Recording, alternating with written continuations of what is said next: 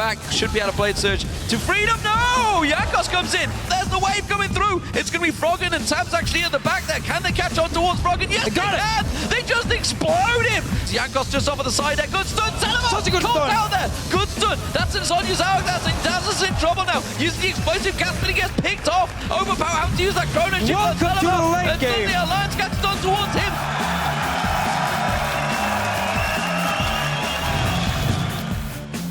Welcome back, everyone. Let's take a quick look at that last match where Alliance came back in the late game to beat Roccat. Let's first take a look at picks and bans. Something curious for me, a Maokai ban coming out of Alliance, and then, of course, the first pick, Gragas from Roccat. They didn't seem to be afraid of it, though. No, definitely not. Second game today that the Gragas was first picked. Deficio was actually talking about the Maokai ban and theorizing as to why he thinks teams were taking it off the table. And I would dare say, banning it against Xaxis, who played very well last week, may be a comfort thing. It may be a situation where Alliance didn't really want to give that tree away because they're not 100% sure to deal with it. Whereas a Gragas, you know what he's going to do in theory. You can, in theory, prepare for it. Roccat had a strong early game, but in the late game, Alliance did have an answer. Yeah, and Joe, talking about that early game, was just Jankos coming in hot once again. It's incredible that somehow Roccat have had 19 first bloods this split so far, and Jankos has actually got 11 of them kills himself. Like, he was a machine in the first 15, 20 minutes of this game, just racking up kill after kill. Top lane, they managed to get 2 straight after each other. Wicked died twice then at the bottom, which we've just seen there in that little clip, and he just had a fantastic early game, which got Roccat set up, but just shows you that whatever of an early game you have, if you don't finish at the right times, depending on your team composition, you're going to have troubles. Yeah, let's actually take a look at when Roccat was very strong in the beginning of that game. Let's pull the replay up on the screen because, as you said, they had all those advantages and they were able to capitalize on it early. So 30 minutes into the game, 5-kill advantage, towers are even, but Roccat are going to play their comp very, very effectively. If we roll this clip out, you'll notice that Roccat, they don't really hesitate to engage, and the tidal wave manages to catch Froggen and Shook. And just such great reaction speed from Xaxis. He insta-gives Froggen and just removes the threat from the map. Now Roccat continue to chase through. They're going to force Shook to flash away, and Roccat peel back to get the first Baron of the game. The problem for Roccat was they developed a lead, they had a strong mid-game comp, and then they just stalled. They got 3 towers very early on, and then they only took 2 more towers over the next 15 minutes, and they didn't know how to break that inhibitor line.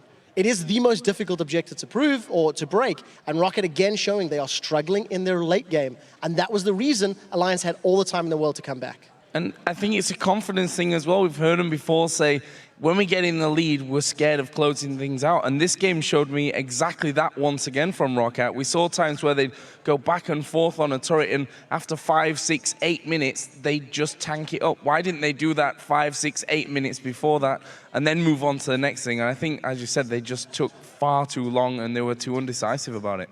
Yeah, absolutely. And let's actually take a look at a replay that shows what happens when you let a comp like Alliances go far and take the lead again. So the next replay, this is the game-winning team fight for Alliance. And the most important thing to note is Rockat's positioning on the map.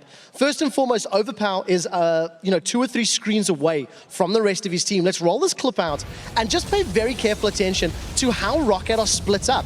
They initially like to play aggressive, and Vander does not get a very good tidal wave off. Most of Alliance managed to avoid it, and now that one of the massive threats for disengage is no longer available to Roccat, again, they're slightly split up, some in the lane, some going through the channel, and it's Alliance that just turn the aggression on. They jump onto Roccat and instantly catch Saliva as well as Xaxis out. Those are your 2 sort of damage carries. Xaxis was building mage. He wasn't building tanky top Gragas. He was looking to burst people, and he just simply wasn't in a position to take advantage of that. This is a positional error that cost Roccat the game. If they had been tighter net, or they had initiated more correctly or faster in that situation, they may have been able to punish Alliance, but the shoe was on the other foot and Alliance closed out. Yeah, 12k gold lead just before that fight actually kicked off, and I also think that Xaxis hit his Zhonya's too early. The binding hit, and they weren't going full on to Xaxis. He hit his Zhonya's, the rest of the team moved away, and from there it's just a case of 1 by 1 by 1. And one thing as well, Xaxis still had his flash. There was a fantastic comment that I read on Reddit last week. It said that the perfect time to flash is just before it's too late. And it was far too late for Xaxis and got killed. Reddit always knows best. Anyway, we're going to check out with you guys at home because earlier in the broadcast, we wanted to know which European LCS team do you think will come away with the third place spot this Super Week and why. The first answers from @CC10chi. Millennium will make third place. Ever since their promotion series performance against NIP, they have shown consistently. And funnily enough, we've always said they were inconsistent, but it seems that it's turning out pretty well. Well, they're definitely leveling up as the weeks have gone on. In the preview show, I actually said that Superhot Crew or Millennium were my teams that I'm anticipating to take third. We need to see how they handle themselves this week, though. But they are definitely on the up and up. They split pushed effectively 2 weeks ago, something we didn't see them do at the beginning of the split. The second one is from @J1Lee. Fnatic, the Super Hot Crew, with Selfie's explosive plays and Mr. Raleigh being so consistent, I believe the Super Hot Crew can overtake Fnatic. So Fnatic, actually, in the end. Oh, yeah. I actually disagree with that. I think that Fnatic have shown us in the last few weeks that they're consistently better. I think they have shown us that they're a top 2 team. I don't see them losing it out to it in Super Week, honestly. Fnatic have done well in Super Weeks previously, and I think they'll continue that form. The last one is from @PattyZex. Remember last split playoffs, Roccat managed to surprise everyone and clinch third place. This time will be the same. So that's an interesting one as well, because of course, it's 3 place 6, 4 place 5, and then, of course, you go into the third place decider. So we'll need to see how they work out in the playoffs. But for the regular season, with that loss, I think it's looking more unlikely for Roccat to take it in the regular season, maybe in playoffs. Need to work on their confidence on closing games out. We always love to hear from you, so remember to follow us @LL Esports and use the hashtag LCS to join in on the conversation. Now, before we send things back over to Demon and the Fish Show, the Copenhagen Wolves' Unlimited hopes that with a little luck, they can send Fnatic back on a losing streak. Fnatic are super strong right now. It will definitely be really hard to beat them. They're on a huge winning streak, but they've shown before that they have winning streak and then there is a losing streak following up, so maybe if we're lucky, then it will be their losing streak.